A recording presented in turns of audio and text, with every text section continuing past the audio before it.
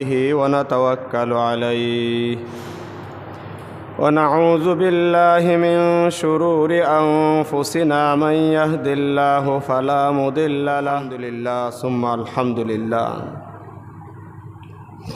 আল্লাহ রাব্বুল আলামিনের দরবারে লাখো কোটি শুকর যে আল্লাহ পাক আপনি আমাকে ধীরে ধীরে একের পর এক দিন অতিবাহিত করে আমাদেরকে এমন একটা মৌসুমে উপস্থিত করেছেন যে মৌসুমটা আলহামদুলিল্লাহ এখন আরামদায়ক। কিছুদিন আগে এত গরম ছিল, মনে হয় যেন গরমি যদি আরেকটু বাড়ে তাহলে সব পুড়ে ছাই হয়ে যাবে। সুন্দরবনে তো আগুনেই লেগে গেছে, যাকে দাবানল বলা হয়। বিশ্বের বিভিন্ন রাষ্ট্রে উষ্ণতার কারণে, গরমের কারণে, সূর্যের তাপের কারণে বনজঙ্গল এলাকা, যেখানে ক্যালিফোর্নিয়া বলেন, এই ধরনের বিভিন্ন রাষ্ট্রে, আফ্রিকার জঙ্গলগুলো বলেন, প্রায়ই দেখা যায় আগুন লেগে যায়। দাবানল, যাকে দাবানল হিসেবে ঘোষণা দেওয়া হয়েছে। মূলত এগুলো হলো আগুন। কাহারও আগুন লাগাতে হয় না, এমনিতেই লেগে যায়। এই গরমি, গরম, অতি গরমও আল্লাহ পাকের আযাব, অতি ঠান্ডাও আল্লাহ পাকের আযাব। কিন্তু আল্লাহ পাকের দরবারে লাখো কোটি শুকর যে আমাদেরকে আল্লাহ পাক এমন এক আরামদায়ক পরিবেশে রাখছেন, এমন এক আরামদায়ক অঞ্চলে রেখেছেন যা না গরম না ঠান্ডা। গরমের সময় এত গরম হয় না, আবার শীতের সময় এত শীত হয় না। আল্লাহ রাব্বুল আলামিন আপনি আমাকে এই দুনিয়া আরামদায়ক করে দিয়েছেন। রাব্বুল আলামিন আপনি আমাকে এই দুনিয়া বসবাসের যোগ্য করে দিয়েছেন। যেখানে বসবাস করা সম্ভব, আরাম শান্তি, আমাদেরকে আল্লাহ পাক ওই জায়গাতেই বসবাসের সুযোগ দিয়েছেন। আমাদের দায়িত্ব হলো আল্লাহ রাব্বুল আলামিনের গোলামি করা। রাব্বুল আলামিন আপনি আমাকে এই দুনিয়ায় অনেক দৌলত দিয়েছেন, অনেক সম্পদ দিয়েছেন, আপনি আমার আরামের জন্য, শান্তির জন্য, সুখের জন্য। মৌসুম এসেছে একটা বৈশাখী মৌসুম। ঘরে ঘরে ফসল, নবান্ন উৎসব, নতুন ধানের ইমেজ, নতুন ধান নিজেদের ঘরে, কৃষকের ঘরে উঠেছে। আনন্দের সীমা নেই, কৃষক আনন্দে উৎফুল্লিত। ইহা যে আল্লাহ পাকের নিয়ামত, সেই নিয়ামত সম্পর্কে আমাদের চিন্তা নেই, ভাবনা নেই। আল্লাহ রাব্বুল আলামিন এই ফসল, এই সম্পদ, এই দৌলত, এক কথা এগুলোকে বলা হয় দুনিয়া। এই সব হলো দুনিয়া। আজকে আপনি আমার অবস্থান হলো এমন যে আমরা শুধু দুনিয়া নিয়ে ব্যস্ত, দুনিয়া নিয়ে মগ্ন। অথচ এই দুনিয়া আপনি আমার সামান্যতম সময়ের উপকার করে, শান্তি দেয়। হ্যাঁ, এই দুনিয়া দীর্ঘ সময়ের উপকার করে যদি নাকি এই দুনিয়ায় আমি আল্লাহ রাব্বুল আলামিনের হুকুম মোতাবেক জিন্দিগিটাকে যাপন করতে পারি। যে দৌলত আপনি আমাকে দিয়েছেন, এই দৌলতটাকেও যদি আমি আল্লাহ পাকের সন্তুষ্টির জন্য ব্যবহার করতে পারি, খরচ করতে পারি, ব্যয় করতে পারি, ব্যয় তো এমনিও হয়ে যাবে। কৃষক বৈশাখ মাসে শত শত মন ধান ওঠায়, ভাটে এলাকায় হাজার হাজার মন ধান ওঠায়। একজন কৃষক হাজার মন ধান ঘরে তার। আমাদের অঞ্চলে অন্তত শত শত মন ধান উঠে ফেলে একজন কৃষক, বড় বড় কৃষকরা। এই ধান ইহা আপনি আমার ঘরে আগামী বৈশাখ আসার আগে শেষ হয়ে যায়, থাকে না, গোলা খালি হয়ে যায়। খরচ তো হয়েই যায়। সেই খরচ যদি ভালো পথে করি তবুও খরচ হবে।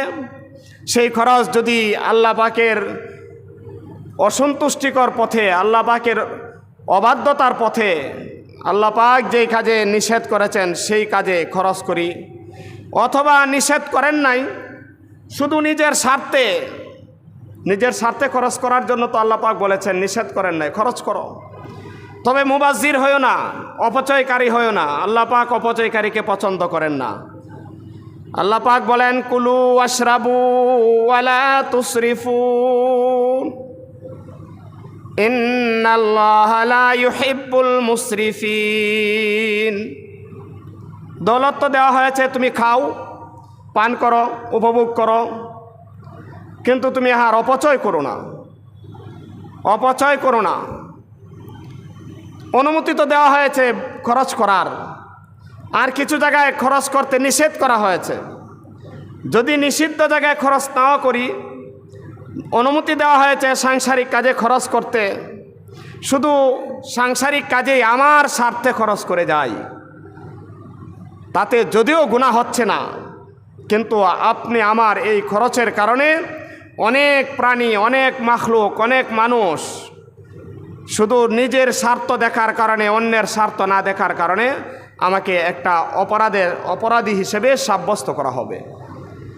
কেন আমি আরেকজনের স্বার্থ দেখলাম না, শুধু নিজের স্বার্থ কেন দেখলাম?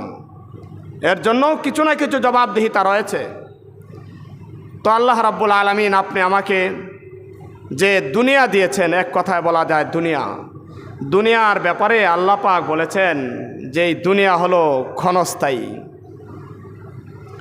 এই দুনিয়া হলো ক্ষণস্থায়ী, আর আখেরাত হলো তোমার চিরস্থায়ী। বাল তুসিরুনাল হায়াতাদ দুনিয়া, দুনিয়াকেই তুমি একমাত্র পাথেয় মনে করে নিয়েছ, অথচ ইহা ক্ষণস্থায়ী, ধ্বংসশীল। এই দুনিয়াই তোমার আসল নয়, তুমি ইহাকে আসল মনে করে নিয়েছ। আল্লাহ পাক বলেন বরং আখেরাত হলো তোমার আসল, ওইটা হলো চিরস্থায়ী, এটা ধ্বংসন হবে না। তুমি দুনিয়ার জন্য নিজেকে এমনভাবে বিলিয়ে দিয়েছ যা নাকি আল্লাহ পাকের সন্তুষ্টি না, আল্লাহ পাকের রেজামন্দি না। এই দুনিয়া কামাতে গিয়ে আপনি আমার চরিত্রকে কলুষিত করা হয় অনেক ক্ষেত্রে। আমাদের আলোচনা চলতেছিল রাসূল পাক সাল্লাল্লাহু আলাইহি ওয়াসাল্লামের উপর যা আল্লাহ পাক উপাধি দিয়েছেন, ওয়া ইন্নাকা লাআলা খুলুকিন আযীম। আল্লাহ পাক রাসূল পাক সাল্লাল্লাহু আলাইহি ওয়াসাল্লামের চরিত্রকে সুউচ্চ করেছেন, অনেক সুন্দর চরিত্র দান করেছেন, অনেক দামি এক চরিত্র দান করেছেন। তিনি ছিলেন অনেক মর্যাদা সম্পন্ন এক উত্তম চরিত্রের অধিকারী ছিলেন। সেই চরিত্রের ব্যাপারে আলোচনা চলতেছিল, ধাপে ধাপে আলোচনা আসতেছে। এক সময় আলোচনা হয়েছিল আপনি আমার আচার আচরণ নিয়ে, আলোচনা হয়েছে আপনি আমার জিহ্বা নিয়ে। আজকে একটু আলোচনা করতে চাই লেনদেন নিয়ে। সেই দুনিয়া আপনি আমার কাছে আসছে, সেই দুনিয়াকে শুধু নিজের স্বার্থ মনে করার কারণে আপনি আমার এই দুনিয়ার লেনদেন, হাত বদল, দুনিয়ার হাত বদল আপনি আমার সুন্দর হয় না।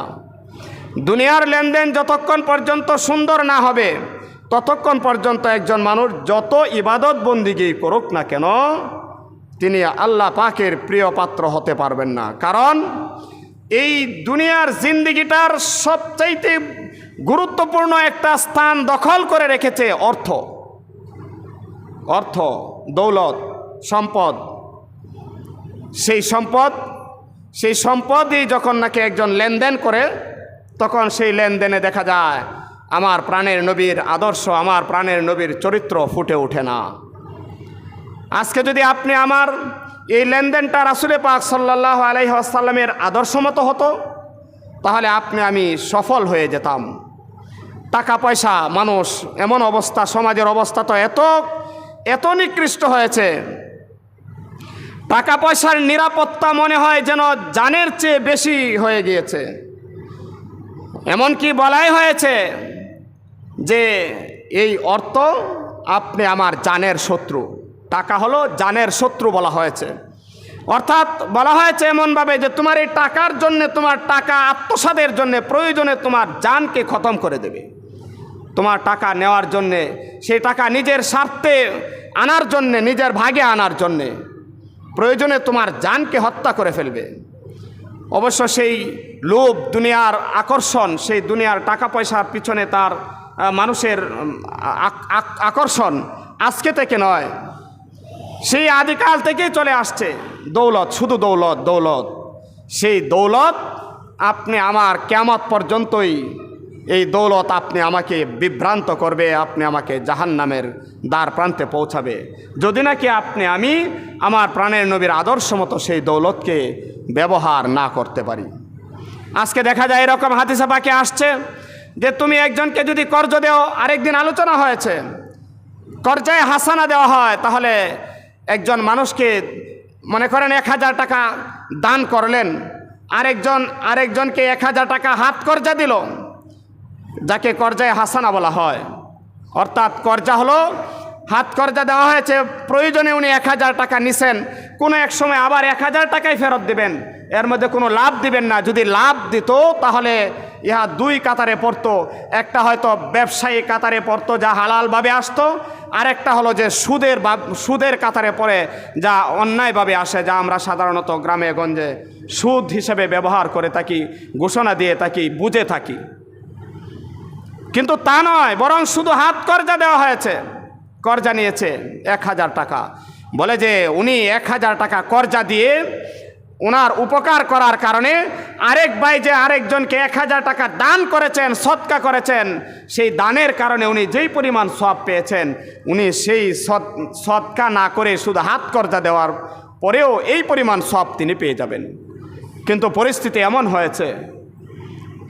এমন হয়েছে যে একজনকে যদি কিছু টাকা দেওয়া হয়, যেমন গত সপ্তাহে বলেছিলাম যে আপনার কোদাল, আপনার খন্তি পাশের ব্যক্তি আপনার কাছ থেকে ধার নিয়েছে, কর্জ নিয়েছে, কাজ করে ফেরত দেবে, কাজ করে নিয়ে নিজের বাড়িতে আনাচে কানাচে ফেলে রেখেছে, আপনিও নিজের কাজ করে ফেলে রাখেন, তবে আপনার এই যন্ত্রটাকে, হাতিয়ারটাকে, কোদালটাকে পরিষ্কার করে রাখেন, আর উনি এইভাবে রেখে দেয়, ময়লা সহই রেখে দেয়। আরেকদিন যখন বলেছিলাম যে আরেকদিন যখন আপনি আনতে যাবেন, তখন উনি উত্তর কত সুন্দর দিল, আরে আমার প্রয়োজন ছিল, আপনার কাছ থেকে এনেছি, আপনার প্রয়োজন হলে তো আমার বাড়ি থেকে নেবেন। বাহ, কত সুন্দর উত্তর। আমাদের খাসলত এমন হয়ে গিয়েছে, টাকা আজকে আপনি হাত কর্জা দিলে, যাকে কর্জায় হাসানা বলা হয়েছে, আপনি সৎকার সওয়াব পাবেন, ঠিক আছে, সুন্দর কথা। কিন্তু অবস্থা এমন হয়েছে, একজন মানুষ আরেকজনকে কর্জা দেওয়ার পরে, হাত কর্জায় হাসানা দেওয়ার পরে, উনি মনে হয় যেন অবস্থা এমন যে উনার কাছ থেকে হয়তোবা আর টাকাটা ফেরত পাবে না, এবং এরকম বাস্তবতা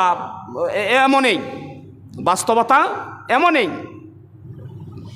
টাকা কর্জা নিয়েছে একসাথে 1000 টাকা, উনি যদি হুবহু টাকা ফেরতও দেয়, তবু দেখা যায় 3 তারিখে 200, 500, 300, 1 তারিখে দিল 500, আরেক তারিখে 200, আরেক তারিখে 300, 1000 টাকা এইভাবে ভাঙ্গা ফেরত দেওয়া হয়। উনি 1000 টাকা ফেরত পেয়েছেন ভাঙ্গা।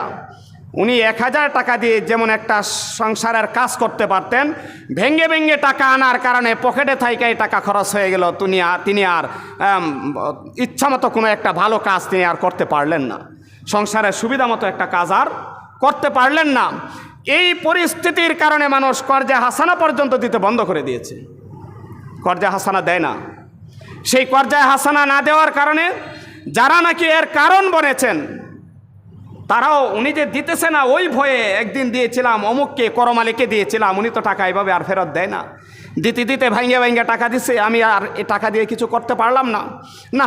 আজকে আরেকজন আসছে টাকা নেওয়ার জন্যে, আব্দুল করিম আসছে টাকা নেওয়ার জন্যে, না, কর্জা দিয়ে আর লাভ নাই, থাক, আমার টাকা আমারই থাক, কারণ আমার প্রয়োজনের সময় তো আমি তার কাছ থেকে আর আমার পাওনা টাকাটা আমি ফিরে আনতে পারতেছি না।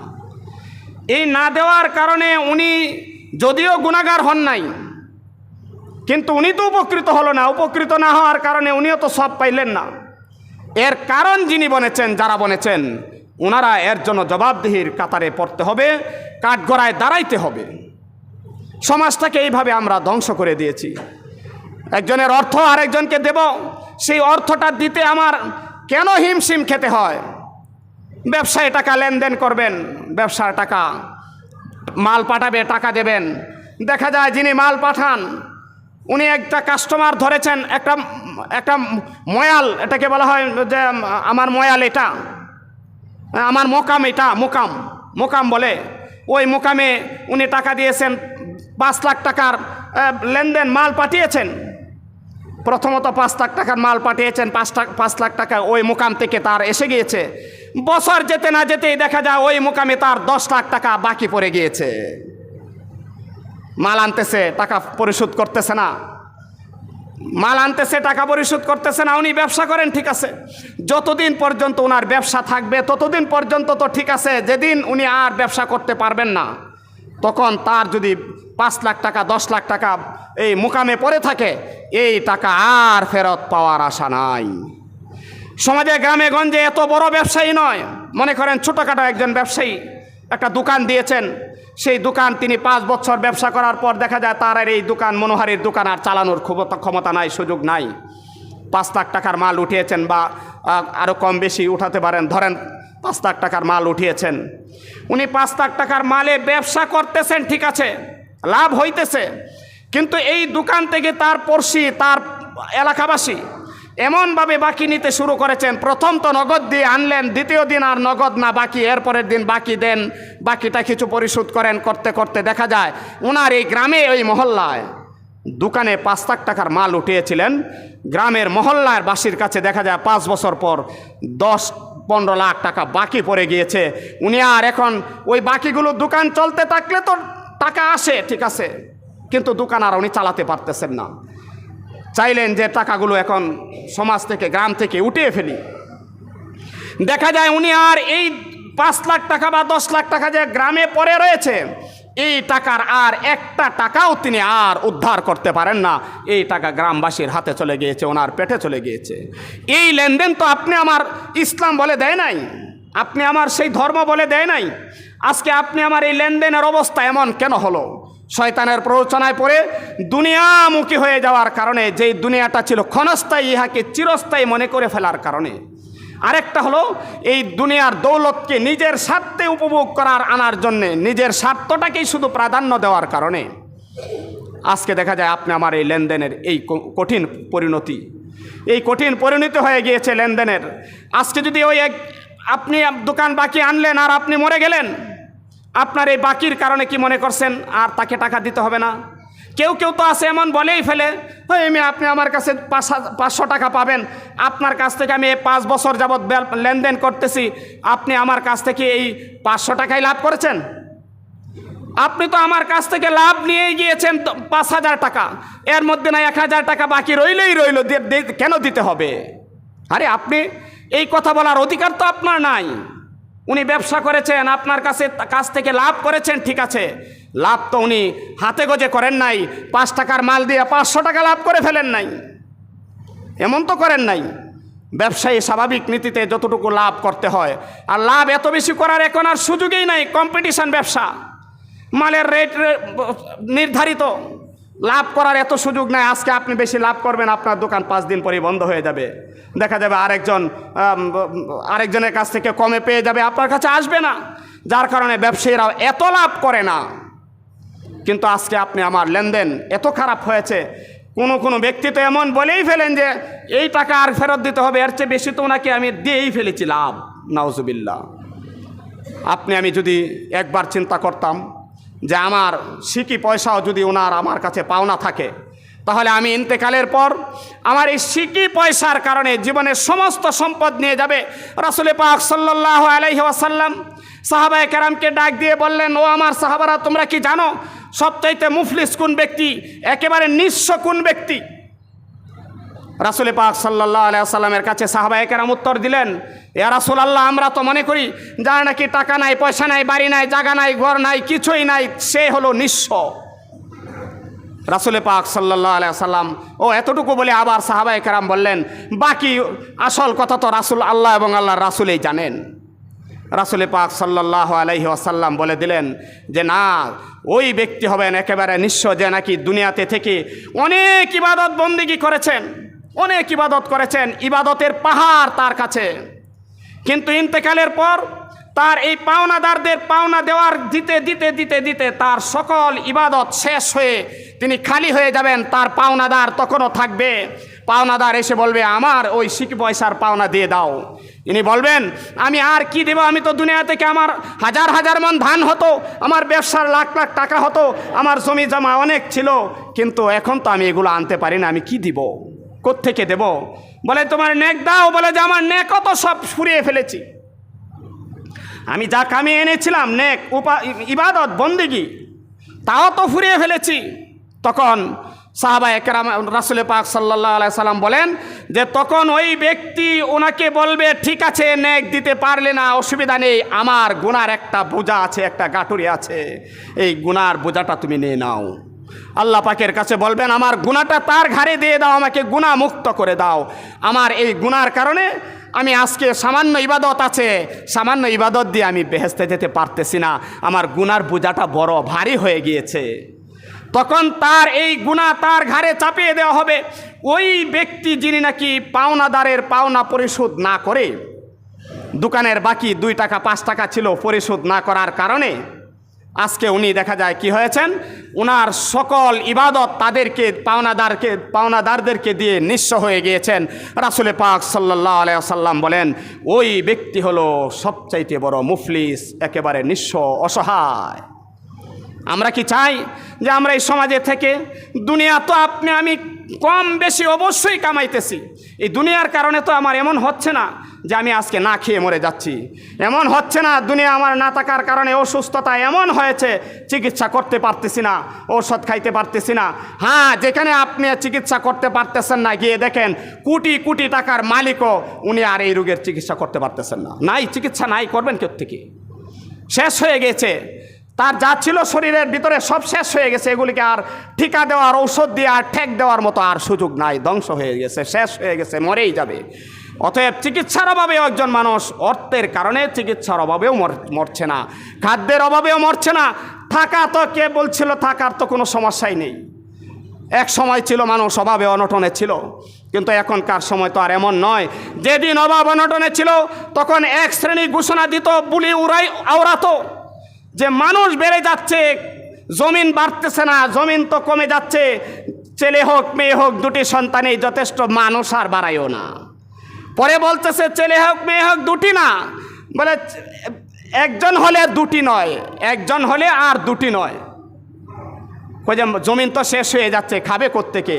সেই খাবে কোত্থেকে আজকে থেকে 50 বছর আগে যারা নাকি ঘোষণা দিত তাদেরকে কবর থেকে উঠিয়ে এনে দেখানো দরকার ছিল, দেখো কোত্থেকে খাবো। সেই সময়ে মানুষ সামান্য একটু খানার জন্য কত হাহাকার করতো, আর এখন দেখো খাদ্যের জন্য কোনো অভাব নেই। চালের দাম এত বেশি, আলুর দাম এত বেশি, পেঁয়াজের দাম এত বেশি, কিন্তু মানুষ দেখো তার আগের তুলনায় কত পরিমাণ বেড়েছে, অভাব তো দেখছি না, কেউ তো না খেয়ে থাকছে না, কেউ না খেয়ে থাকতেছে না। আল্লাহ পাক এত বেশি আপনি আমাকে দিয়েছেন, আর আমরা কি করতেছি? আল্লাহ পাকের এই দেওয়া সম্পদকে আল্লাহ পাকের নাফরমানিতে ব্যয় করতেছি। আপনি আমি এই নিয়ামতগুলোকে নিয়ামতেই মনে করি না। লেনদেনের অবস্থা আর কি বলবো, এত কঠিন অবস্থা লেনদেন। আপনি একটা মাল বেচতে গেলেন বাজারে, ছোটোখাটো মাল ধরেন, ছোটো মাল, আগে তো জমি জমার কথা বলছিলাম যে মুখকে পাশা বানাতে পারবো না, এরকম ঘোষণা দিয়েছে আগের মানুষ। আর এখন জমি জমা যদি কোথাও একটু বেশি পায় আর গোপনে তাকে কাওলা দিয়ে আওয়াজ আইসা, এই মেয়ে আপনি তো কম দিচ্ছেন, উনি বেশি দিচ্ছে, দিব না, কি করবো? সব কিছু ফুরানো। এরপরেও দেখা যায় টানা শেষরা চলতে থাকে, টানাটানি চলতে থাকে, ওনাকে দিবে কি দিবে না, আরেকজনকে দিয়ে দিতে হবে। অনেক ক্ষেত্রে দেখা যায় কৌশলী মানুষ, শক্তিশালী মানুষ লেনদেনে সব পাকাপোক্তা হওয়ার পরেও এই লেনদেনটাকে ঘোরানোর জন্য আপ্রাণ চেষ্টা করতে থাকে। দূরের কথা নয়, আমি নিজেই ভুক্তভোগী। আমি সুলাইকে একটা জায়গার বায়না করেছি, এই তো রমজানের রোজার মধ্যে বায়না করেছি, এখন পর্যন্ত দলিল দিবে কি দিবে না, নেওয়া যাবে কি না যাবে না। পার্শ্ববর্তী আরেকজন কাটা হয়ে দাঁড়িয়েছে, না আমাকে দেবেন, আমাকে দেবেন। আমি একবার বলছিলাম না আপনার জমিনটা নেব, আমি একবার বলছিলাম না, আমি একবার তো বলছিলাম, ওনাকে কেন আমাকে না দিয়ে ওনাকে কেন দিয়ে দেবেন? দাতা এখন বলতেছেন যে যদি এই দামেই দেয় হুজুর, তাহলে ওনাকেই দিব কি না, না আপনি যে ঝামেলা দেখাইতেছেন আপনি ঝামেলা সহ নেবেন। আমি বললাম তো একে তো ওনাকে দেওয়ার সুযোগই নাই, দ্বিতীয়ত আপনি আমাকে ঝামেলা সহ দেওয়ার কথা তো বলা হয় নাই। আপনার এখনো মালিকানা, আপনি ঝামেলা শেষ করে আমাকে দিবেন, কি বলেন? আপনার ঝামেলা শেষ করে আপনি আমাকে দিবেন, এটাই তো নিয়ম। কিন্তু এখন পরিস্থিতি এমন দাঁড়াচ্ছে, এই ঝামেলা সহই আমাকে নিতে হবে, নিয়ে ওনার ঝামেলা আমাকে পোহাতে হবে, অবস্থা এরকম হয়েছে। বলতেছিলাম বাজারের ছোটোখাটো লেনদেন, একটা পেঁপেই মনে করেন একজন দুজন খরিদ্দার দাঁড়িয়েছে, দেখা যায় এখানে পেঁপের জন্য 2 টাকা 5 টাকার লেনদেনে ঝগড়া বেঁধে যায়। কেন এই লেনদেনের অবস্থা আপনি আমার এমন হবে? নিজেকে যদি একবার প্রশ্ন করি তাহলে দেখা যাবে, ওই যে আজকে দেখলাম ওই গাড়িতে লেখা, দুনিয়ার সবচাইতে বড় আদালত হলো মানুষের বিবেক। গাড়ির পিছনে লেখা, দুনিয়ার সবচাইতে বড় আদালত হলো মানুষের বিবেক। আমি যদি আজকে আমার বিবেককে প্রশ্ন করি তাহলে দেখা যাবে এই লেনদেনের পরিস্থিতি সুন্দর হয়ে যাবে, কোরআন হাদিস ঘাটার দরকার পড়বে না। আল্লাহ পাক আপনি আমাকে এই দিমাগ দিয়েছেন, এই মগজ দিয়েছেন, ইচ্ছা করলেই আমরা সঠিক পথটা বের করে ফেলতে পারি। সময় শেষ হয়ে গেছে, আমি অনুরোধ করব, সমাজটা সবচাইতে বড়ভাবে একটা বিষয়ের উপরে যা নির্ভর করে তা হলো লেনদেন, টাকা পয়সা।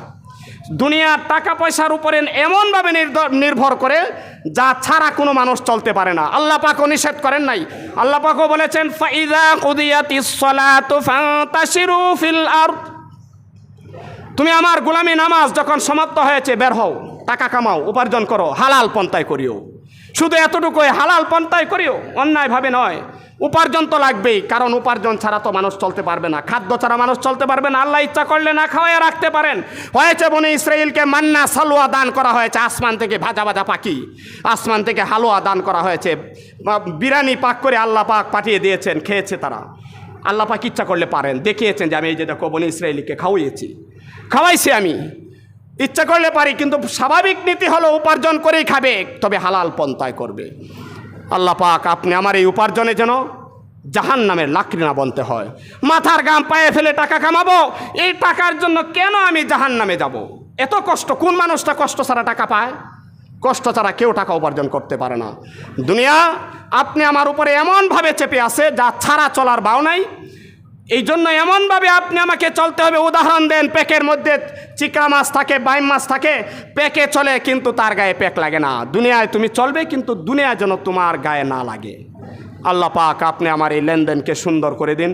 এই লেনদেনের দ্বারা যেন আমি জাহান্নামের কাঁটা না বনি, জাহান্নামের কারণ না বনি। লেনদেন যেন আপনি আমাকে জান্নাতের কারণ বানিয়ে দেয়। অর্থ দৌলত দুনিয়া যেন আপনি আমাকে জান্নাতি বানিয়ে দেয়। হজের মৌসুম চলছে, যদি অর্থ না থাকতো ওই ভাইয়েরা কীভাবে হজে যাইতো? অর্থ ছাড়া তো ইবাদত সম্ভব হয় না। সেই হজ এত গুরুত্বপূর্ণ ইবাদত কি সম্ভব? টাকা তো কামাতে হবেই, কিন্তু হালাল পথে কামাবো।